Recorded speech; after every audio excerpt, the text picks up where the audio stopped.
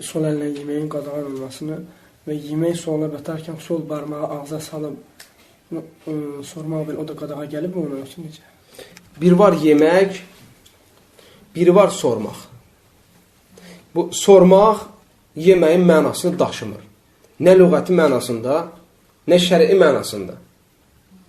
Çünki bu nə yemək deyil, nə içmək deyil. Peyğəmbər s.ə.v deyir ki, lə tə'kul biş-şimal, fə innə şeytanə yə'kul biş-şimal. Sol əlinizdən yeməyin, həqiqətən şeytan sol əlinə yer. Nəhidir. Açıq-aşkar nəhidir. Və amma yalamağa gəldikdə Peyğəmbər s.ə.v deyir ki, yemək yeyəndən sonra əlinizi silməzdən qabaq yalayın.